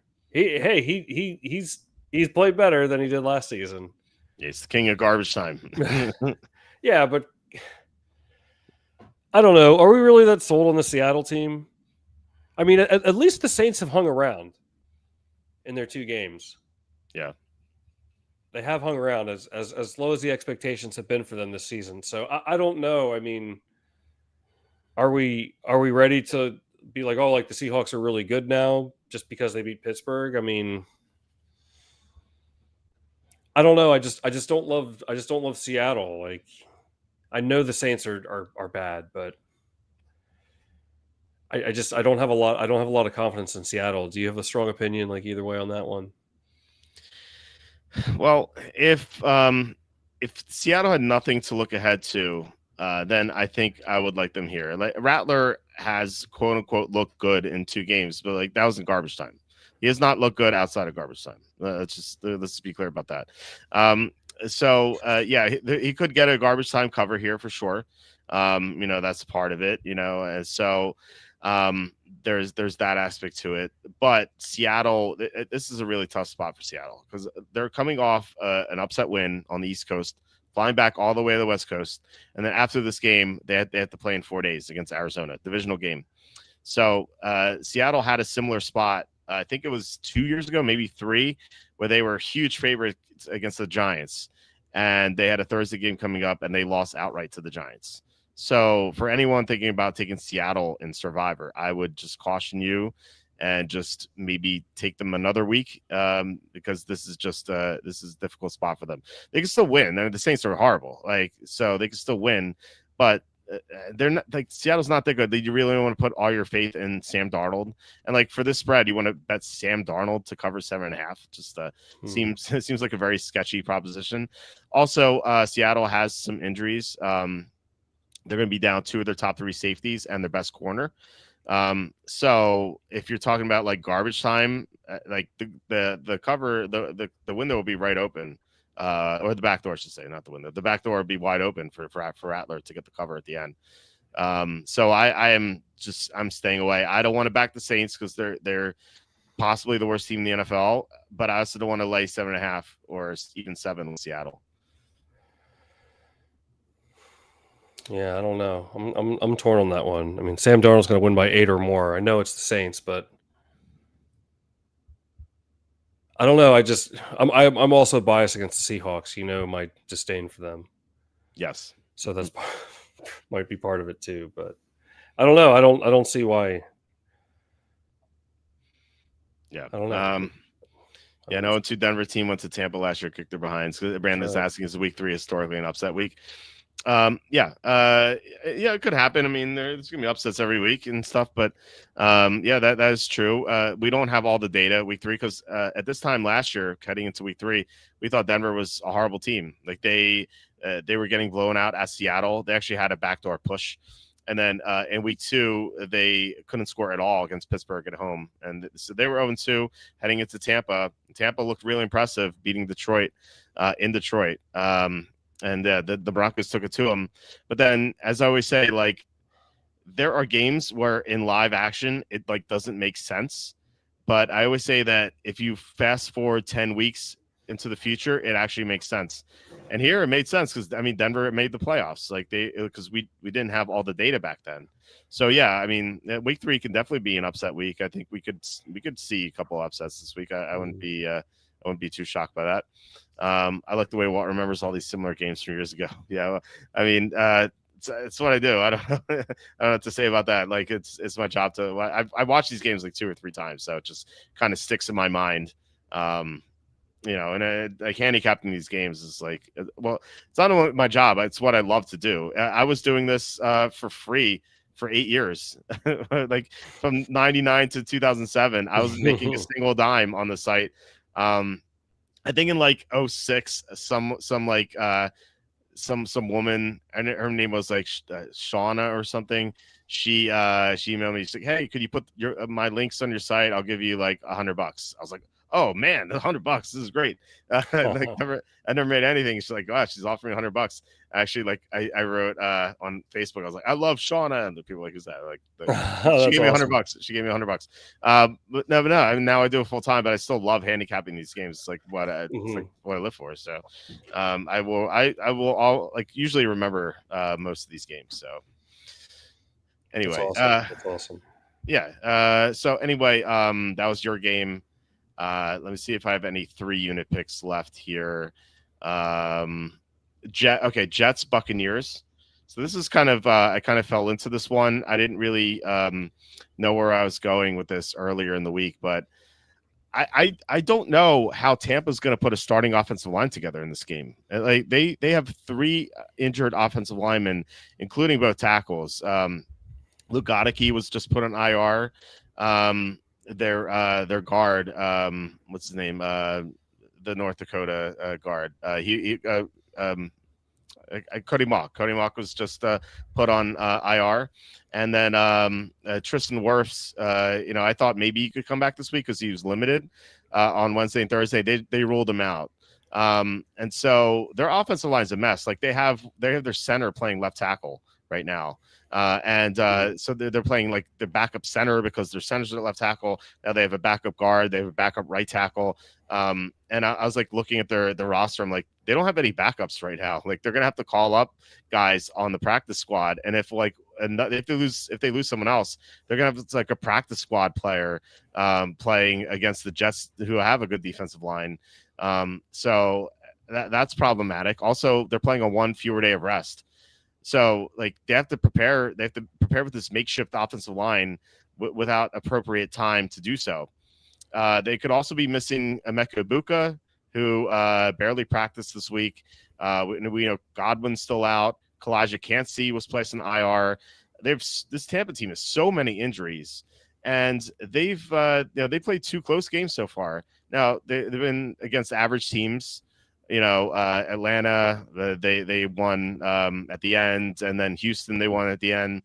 And you could say, yeah, the Jets are worse, especially with Tyrod Taylor starting instead of Justin Fields. But Tyrod Taylor's he's a high quality backup. He's not like the best backup, but he's functional. He's like a professional backup. He has won some games. He kept the Buffalo Sunday night game close a couple years ago. And the Jets just got humiliated by Buffalo. So I think we're going to see their best game. I think we might see Tampa's worst game. And remember, this is Tampa's first home game this year. Tampa has the worst home field advantage in the NFL. People think it's the Chargers. I don't know why. For some reason, Tampa just doesn't cover at all at home. I want to read you their home stats. In the past 120 games, they're 45-75 against the spread at home. I don't know why they suck at home so much. I know maybe it's the Tampa party lifestyle. But you have like 2 road games here. They come home, on a short week. They're probably dealing with some stuff. I'm sure their girlfriends are asking them to clean out the gutters or something. I don't know. It just seems like a horrible spot, like completely for Tampa. So the Jets might make my card.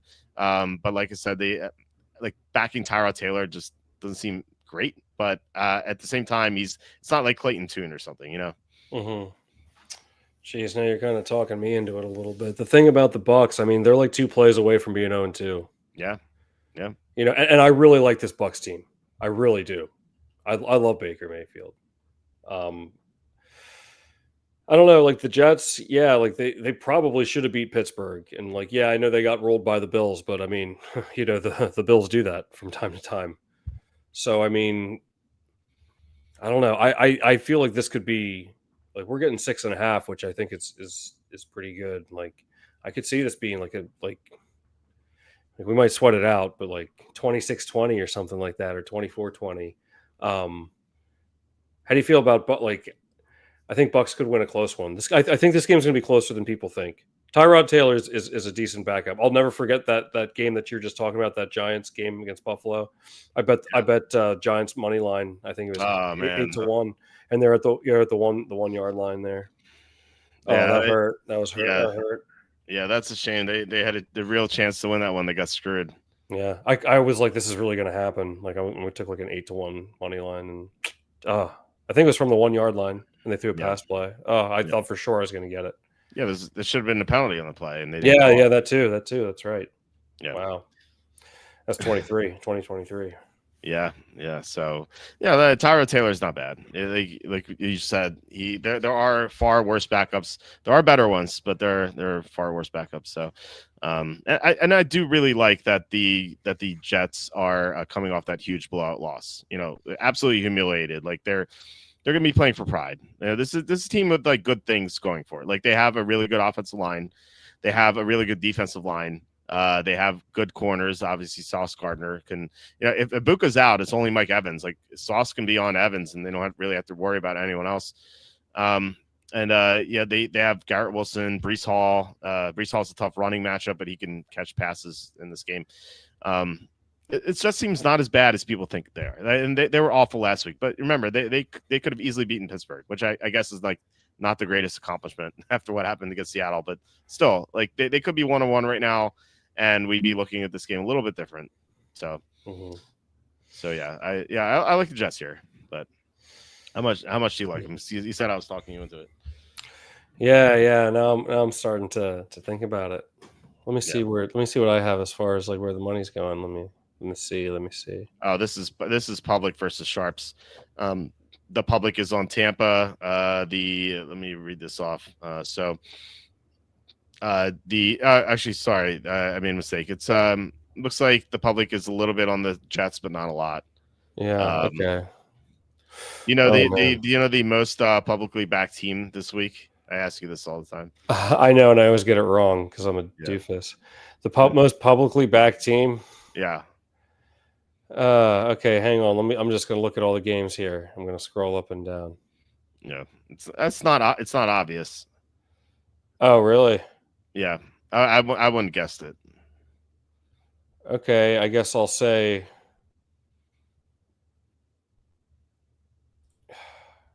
Green Bay. No, I feel like that one's obvious because they're a big road favorite. Yeah. It's not a favorite. I'll say that's an underdog. Oh wow. Okay. Yeah, The Denver Broncos. no, a small underdog, same conference. Kind of willing it down for you. With the Texans. No, home underdog. Home underdog. I can't. Let's see. Oh, what the Patriots? Patriots, yeah, they're getting a lot of 84% of the money is on the Patriots, or sorry, 84% of the bets are on the Patriots. Yeah, that's exactly what I'm seeing too. Wow. Yeah, What do you think of that one? I don't know. I think it feels like wrong that the Steelers are favored. They can't block. They can't stop anyone. But Tomlin could turn things around. He's a great coach. They're coming off a loss too. That's generally when Tomlin has been better. And the Patriots are an inexperienced team too. So I initially was like, oh, why are the Patriots the underdogs? I like them a little bit here. And then the more I thought about it, like I hate this game. I'm not touching it. Yeah, I'm not terribly interested in it either, but I don't know. My gut's telling me Steelers. I'm probably not going to touch it. Yeah. Yeah, I But wouldn't either. So that Jets pick was my nomination. Do you have any? We can also talk about like briefly the games that we had no interest in. I don't know if you were at that level yet. I don't. yeah, Wait, let me see if I have any 3 unit picks left. I got a I couple. I Yeah, do not. I do not. So my nominations are exhausted. So yeah. I'll just. I mean, I'm not necessarily like super interested. But I'll throw these out there in case maybe you are. okay.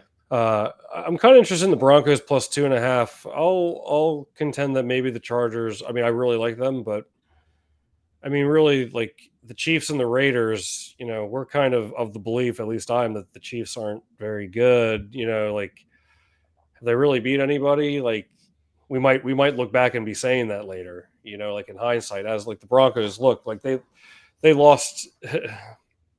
They lost to the Colts, but that Colts team is. I think that Colts team is very good. They're very good. Yeah, they had a rough. They still covered. I think though in that first game against Tennessee, but it wasn't. That game was very close for three and a half quarters. Mm-hmm. I don't know. I kind of like. I don't know. I probably won't touch it, but I'm slightly interested in Denver here. Yeah, I mean, we Evan and I have the Chargers on our card. Oh, So really? yeah, Okay. I I'm don't not that necessarily want interested. Denver. Yeah. I don't really Okay. want Denver for that reason. I think the Chargers team is really good. Like their defense has been so much better than I thought. Their passing attack's great. Justin Herbert has the most weapons he's ever had. Jim Harbaugh is an amazing coach. Sean Payton's good too, but early season he's generally not as good. Although week 3 is kind of like when he kind of takes off. We just talked about how they won in Tampa last year. And look, maybe they do get him here, but the Chargers did sweep them last year and it seemed like they had their number. Yeah, I'm not betting this game, so I can understand why you might like Denver. Evan loves the Chargers though, so yeah, so. I don't know. He talked me into this one. It was like we had 3 definites and a couple maybes, and so I chose my favorite, which was the Niners, and he chose his favorite, which was the Chargers. So that's how that got on the card. What teasers are you liking? Yeah, we talked about this before. Packers, definitely. Packers, you want to put them in every teaser. I don't see them losing outright to the Browns. And then the other one is that's more up in the air, and it's not a great teaser week. I would be looking at Patriots plus 7.5 potentially, or Texans plus 7.5. And given that we like the Texans more than the Patriots, maybe that's what you want to go with. So I would say Packers and Texans. But as I pointed out earlier on FanDuel, you can parlay. This is sort of like a teaser. You could parlay, what is it? Redskins plus 7.5, Colts plus 7.5, Vikings plus 7.5, and 49ers plus 7.5. You can get minus 115 vig on that, which is pretty good. It's not quite like the best odds, and I don't know if I'm going to bet it, but that was at least intriguing to me. And if you can get a profit boost on a parlay, you might even get plus money on that. So that's what I would do if I was doing teasers, but I'm not doing a teaser this week. Okay, so what else? What other games did we talk about? Just briefly, unless we're missing something here. Raiders, Redskins. Mariota's going to start, which I would like, but given that the Raiders are just embarrassed on national TV, I think they come back strong. And Pete, I initially liked the Redskins more than this, but I've kind of changed my tune. I don't see like a Pete Carroll team getting blown out twice in a row, so they're just really well coached, and I just didn't like what I saw out of the Redskins in that Thursday game. So I guess you could say they're blown out as well, sort of, even though the final score didn't say that. But I don't know. I backed off this game. I'm not betting this one. Any thoughts on Raiders, Redskins? Yeah, I'm not really interested in this one either. I'd probably lean Washington though, just because long rest versus short rest here for these two teams. Interconference on the road. You love that. Yes. Yeah. Well, this is another West Coast on the East Coast early start, which really benefits the West Coast teams for some reason. Pete Carroll has a really good record in these situations too, so that's something to watch out for. Actually, I want to look that up specifically. So Pete Carroll in these early games, he's 17-10 against the spread, which is pretty phenomenal if you think about it. It's a 63% cover rate. Like, wow. I don't know if I want to go against that. Tampa's a stupid pirate ship in their stadiums. So maybe that's why they're 45 and 75 against the spread. By the way, I believe the Tampa Bay is going to their creamsicle uniforms this week. Okay. Because I was looking at the injury report on their website and they had the old logo. So I think that was like anticipation of it. So what's the record in the creamsicle logos? I don't know. I don't have the Killer Sports website does not have. Oh man, data. What a bummer. Yeah, right. Okay, so we got Cowboys, Bears, and Lions, Ravens are the only ones we didn't touch, I think. Yeah, Cowboys, Bears. I changed my pick. I was on the Bears initially. I thought this line move was sort of ridiculous. The Bears are -3 on the advanced line, and now they're home dogs. And so I thought, hey, we got value on Chicago. And my thinking was like, yeah, the Bears got demolished against Detroit, and Dallas, they had that cool win, 40-37. Still, like, they beat the Giants, like, whoop-de-doo.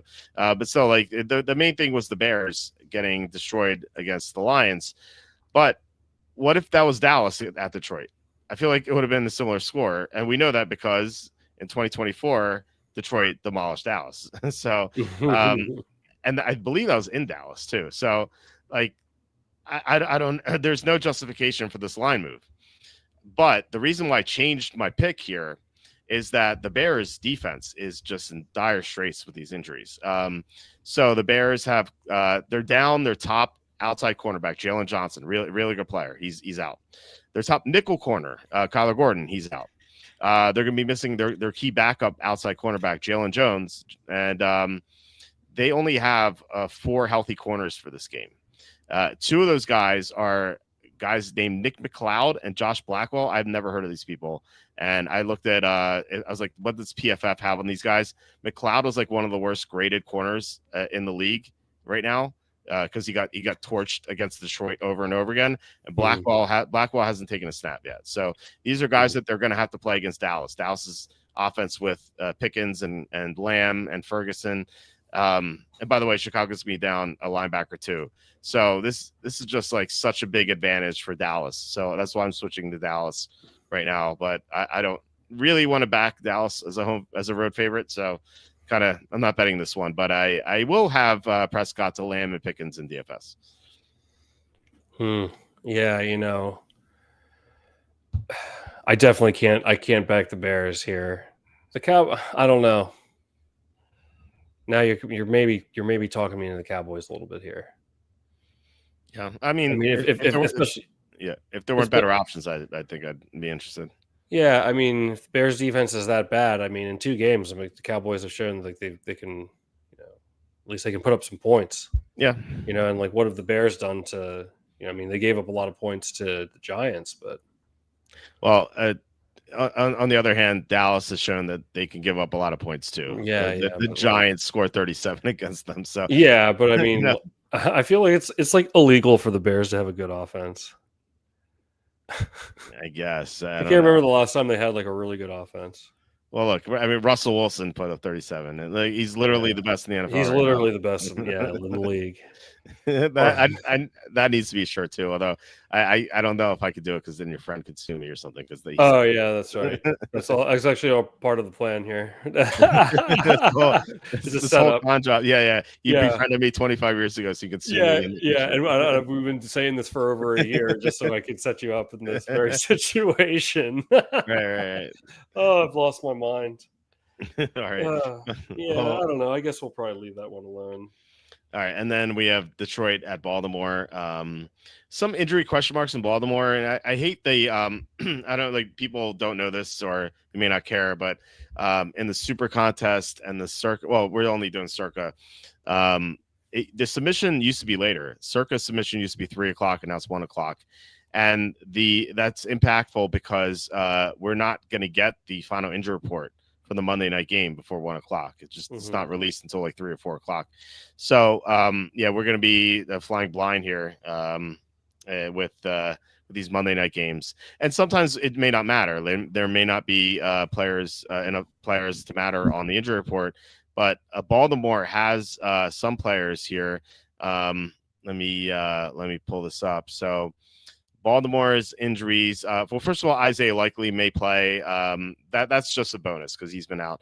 But Nnamdi Madubuike, one of the star defensive tackles in the NFL, he has not practiced yet this week.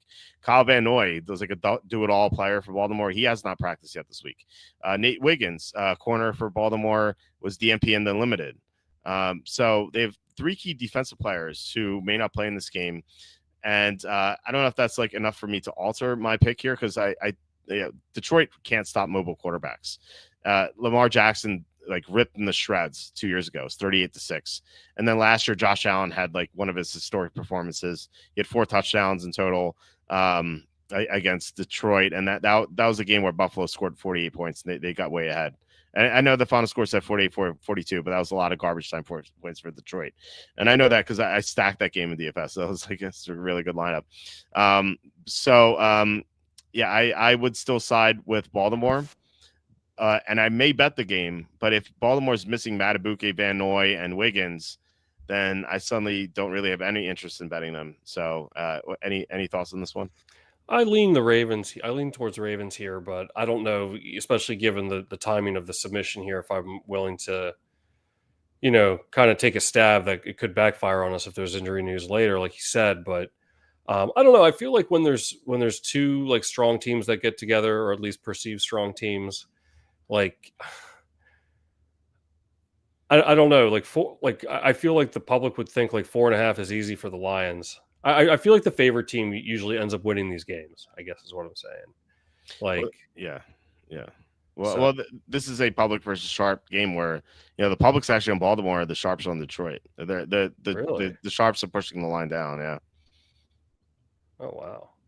Yeah, so that's another reason why I'm not like enthused about Baltimore. I still like them, but not knowing their injury situation is kind of painful considering how many guys they have who haven't practiced yet. Yeah. Okay. I think we'll just eliminate that from contention then for the for the card. All right. So our final not final, our heading into the formulation of our card. We have three definites. We have Cleveland plus 7.5. We have Atlanta minus 5.5. We have Minnesota minus 3. We have I'll list this out so you don't have to. Definites. Okay. Right now, we'll do this. Okay, so here we go. Definites: Cleveland plus 7.5, Atlanta minus 5.5, Minnesota minus 3. I'll put the maybes on the board here. Maybes. Okay. Here we go. And then, yeah, so maybes: Houston plus 1.5, Rams plus 3.5, 49ers minus 2.5, Giants plus 6, Colts minus 4. What are your thoughts here as far as breaking these? We need to pick 2 of these 5. Mm-hmm. Okay.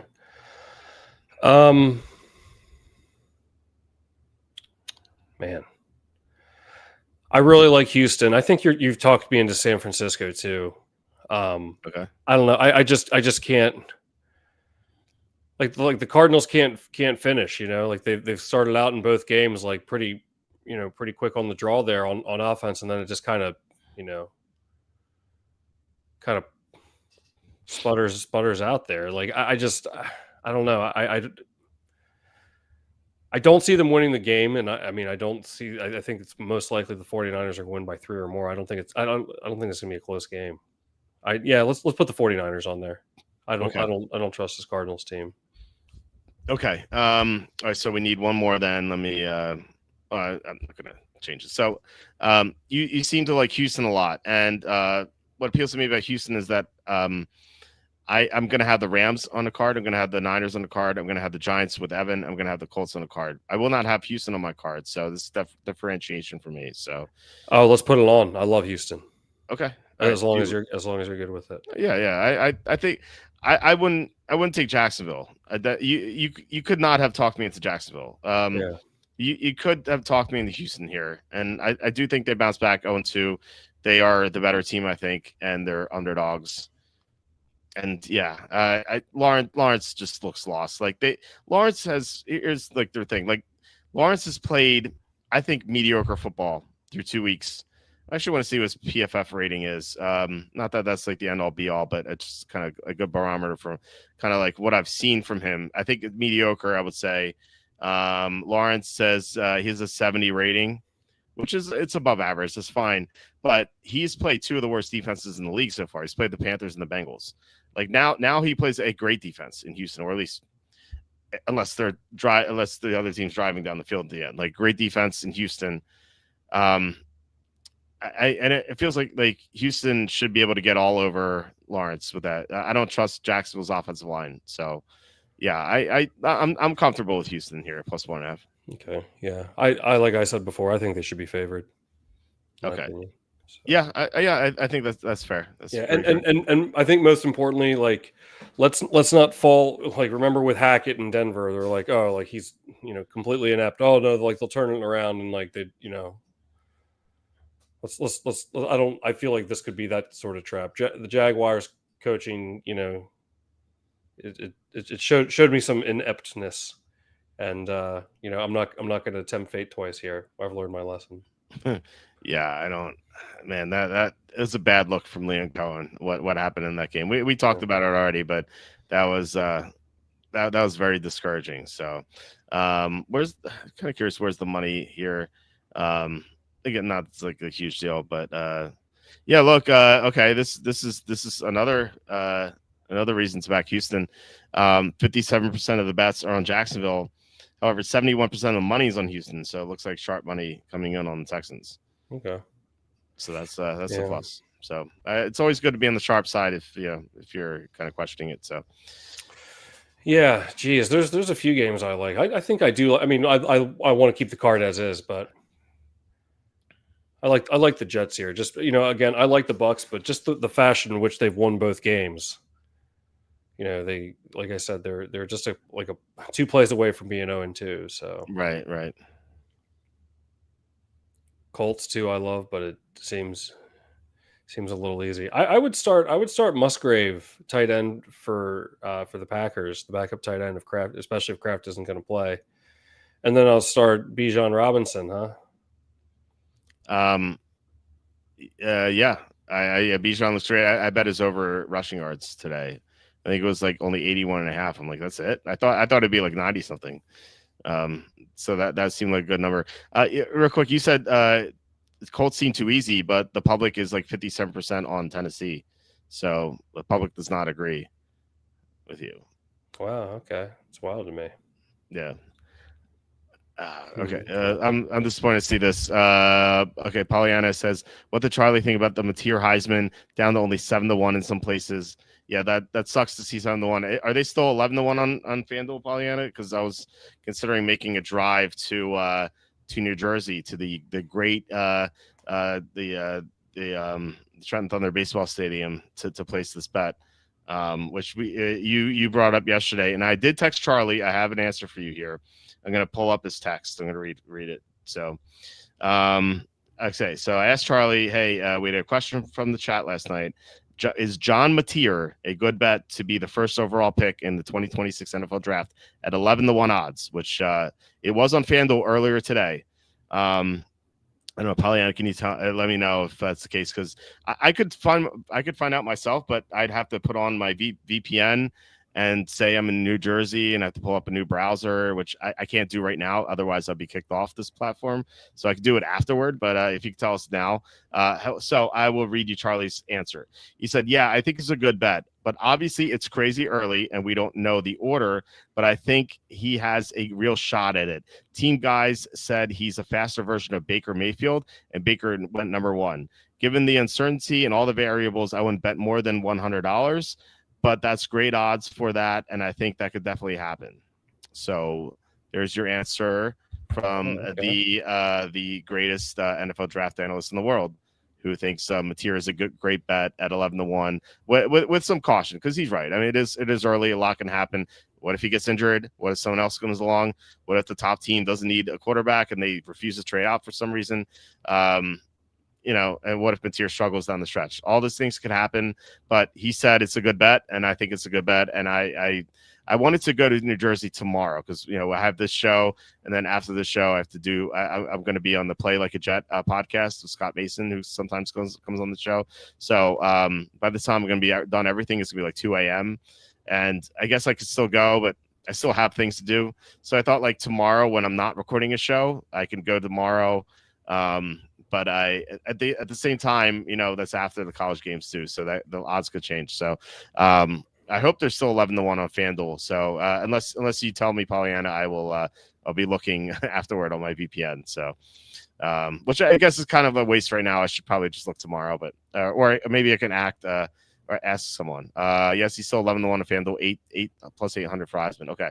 I didn't ask him for the Heisman question, which Charlie's his expertise is the NFL draft. Obviously, he knows about the Heisman too, but I thought he would have the insight on the NFL draft, if anything. So, who's Oklahoma play tomorrow?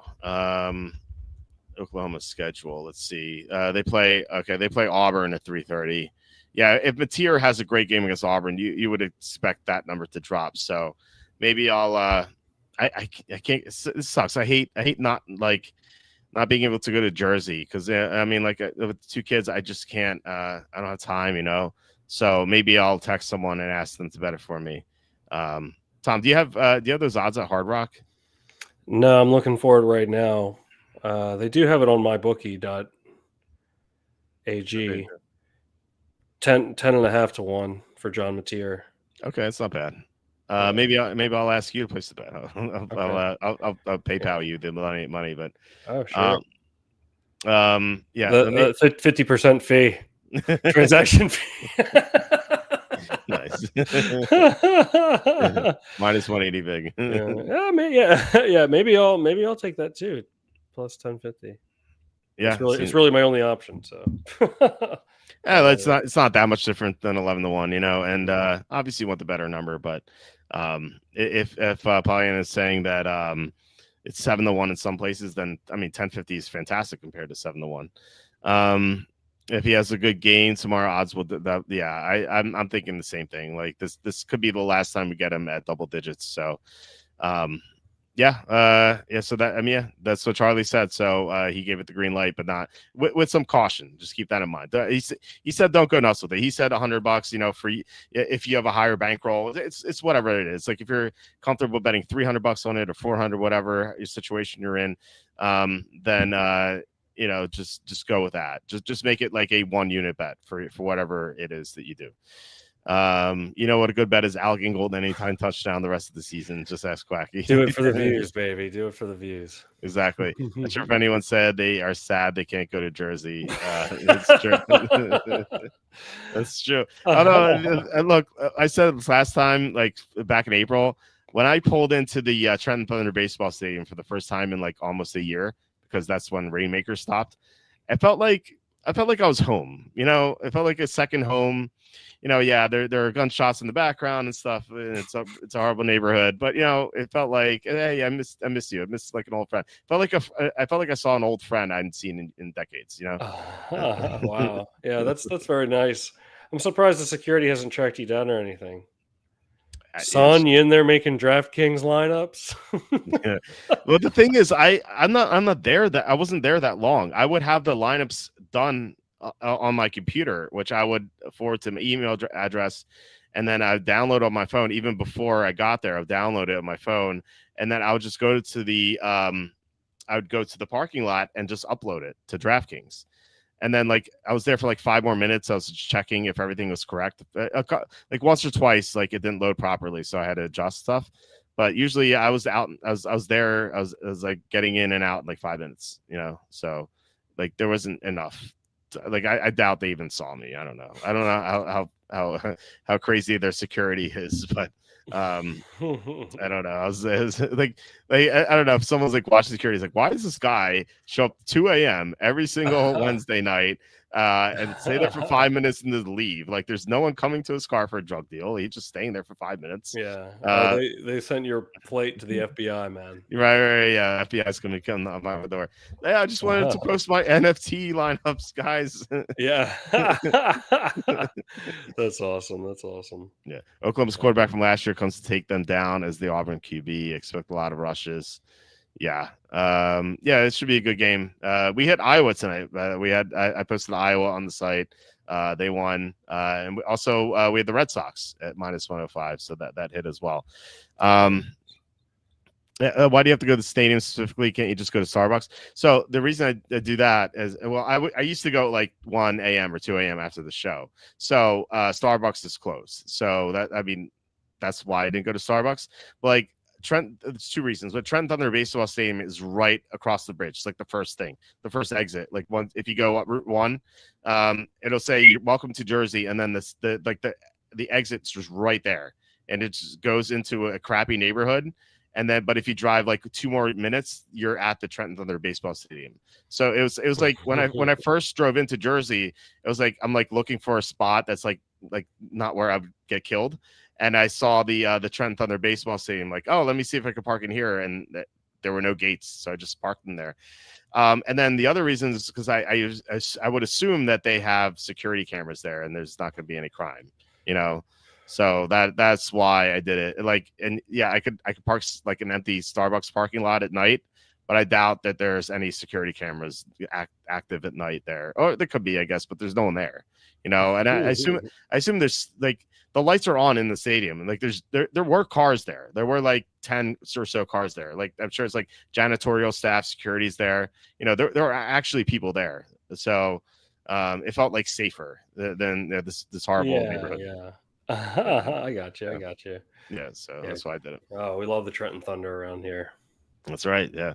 So we might have to make a trip. I'll just ask you for the plus 1050 if no one else answers me for the 11-1. Yeah. No worries. Yeah. But good. All right. That is okay. So let me highlight our card once again before we head out. Browns plus 7.5, Atlanta -5.5, Minnesota -3, San Francisco -2.5, Houston plus 1.5. I like this card. I think we can go 4-1 or 5-0. I'm pretty optimistic here. Nice. And we're off to a good start. So let's hope we can keep it going here. Yeah, absolutely. All right, guys. Thank you so much for watching and commenting. Really appreciate it. As always, we'll be back on Tuesday with Kenny again. I assume Kenny hasn't told me that he's not going to do the show with our fantasy football recap. I'll be posting a couple of videos here and there. I'll post the video tomorrow night and also Sunday nights. Actually, I'll post all 3 nights. I'm planning to do a picks update Saturday night just in case anything changes. It'll be like a 10 to 12-minute video. Sunday night, I'm going to try to do a fantasy ad drop show, like real quick, like going through all the games real fast. And then Monday night, I'm going to post my power rankings heading into week 4. So that's the plan here. And then live streams Tuesday, Wednesday, Thursday, Friday next week. So once again, guys, thank you so much. Really appreciate it. Tom, love doing the show with you, talking about old stories as usual, and then getting to what hopefully is a great card. But yeah, I hope you guys hold on. Do you want to promote your Twitch channel or your X? Yeah, just follow me on Twitter there at Quacky T. I just make some funny posts here and there, and it's just always fun to interact with all of you and have a great time interacting with all of you here on the show. And Walter, great time as always. This has been such a fun season so far. I hope it continues. Yeah, I hope so. I mean, it'd be more fun if we hit those Jaguars and Cardinals plays from week 2, but still a fun season. We're 7-3 in our card for the Circa Millions. Hopefully, we're 12-3 after week 3, which would be fantastic. We'd be in the running for the September money in the mini contest. So, guys, thank you so much for watching. Please hit like, subscribe, comment below. Visit walterfootball.com for tons of content, and I will talk to you on Tuesday. See you later.